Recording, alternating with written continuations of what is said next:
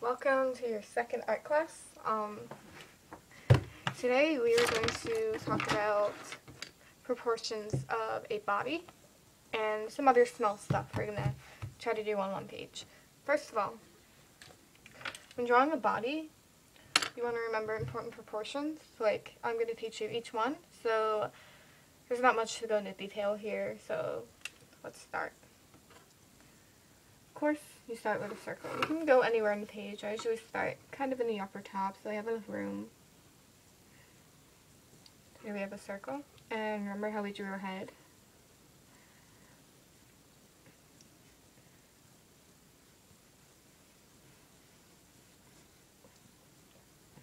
So we have a head. Doesn't have to be perfect. We're just learning about proportions on the body today. We're not going to go into major detail, especially on the face.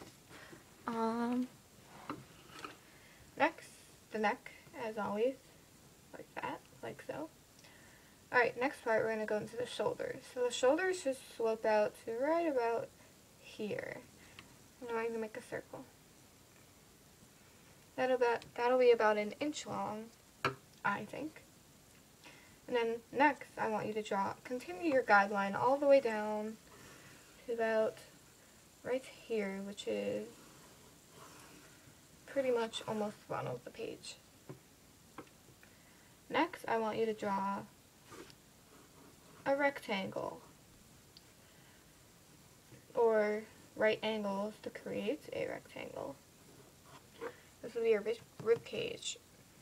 And next, I want you to draw another small rectangle, about an inch long. It's your spinal cord.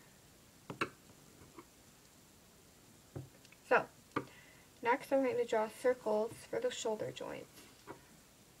Now, your upper arm is the same length as your wrist. So, that is the most important thing about arms and legs. They are both the same length. So next, I want you to draw a line stretching to about halfway to the spinal cord and draw another circle. Same with the other. And then next, another rectangle for the hips.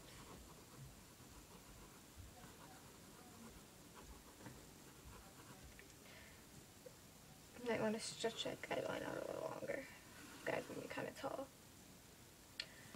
And I want you to connect the two.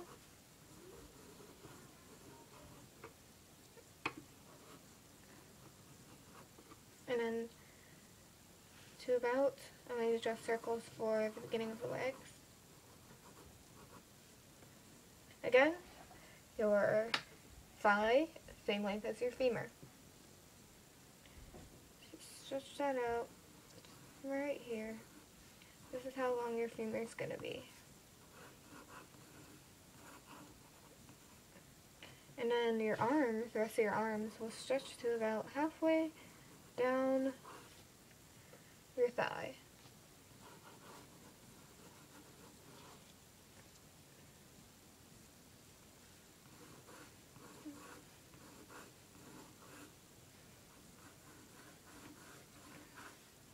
Draw circles for the hands as well.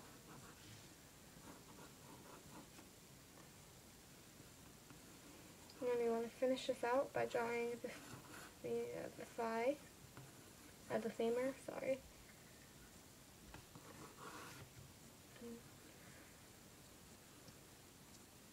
Mark where the feet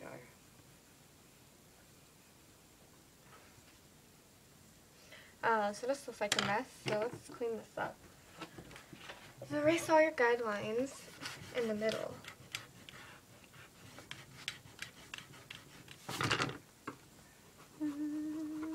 Do not worry about details right now. Alright, so here's some little details. Your thigh is about this thick, and it goes into your kneecap. And then your femur will curve out like so. And it goes down to your ankle and your foot. So it thins out where the ankle is. Legs do not actually look like this. arms, so this is a leg and a foot facing forward. But, and then your arm, joint, inch, joint, kind of like the leg. At your elbow, it thins out, and then hand.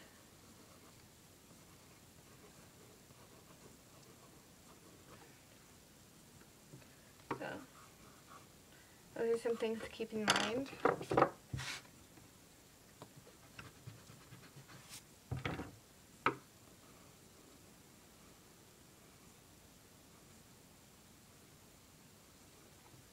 This is an awful hand, but alright, let's continue cleaning this up.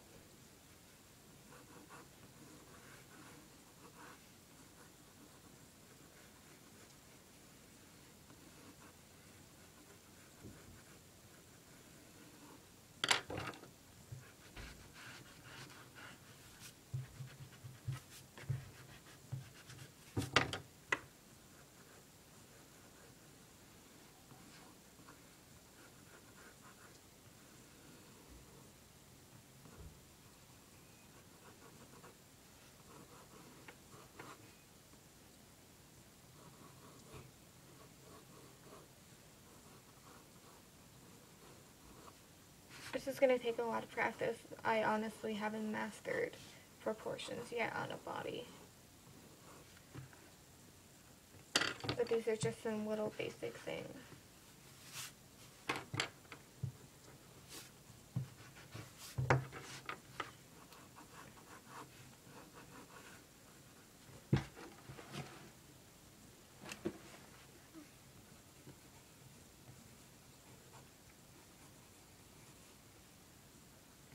If you'd like me to go into more detail about any specific parts, again, feel free to shoot me a private message. I could probably help you out with that. But I hope this proportion lesson helped you. So remember your length, your joints, your upper arm and your lower arm are the same length.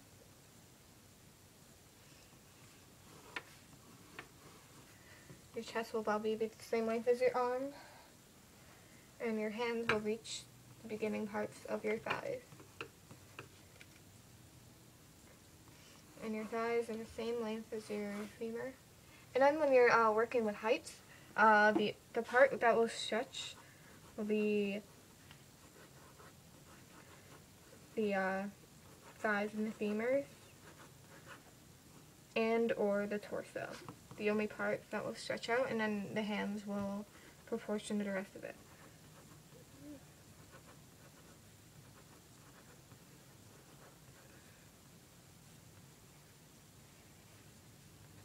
So taller person, shorter person, so they're all the same proportion, just stretched out more when you're making a person taller. So that concludes our lesson on body proportions. If you want me to go into more detail, just let me know. And I'll see you next lesson where we're going to do a little rule breaking and finalizing our pieces. See you guys!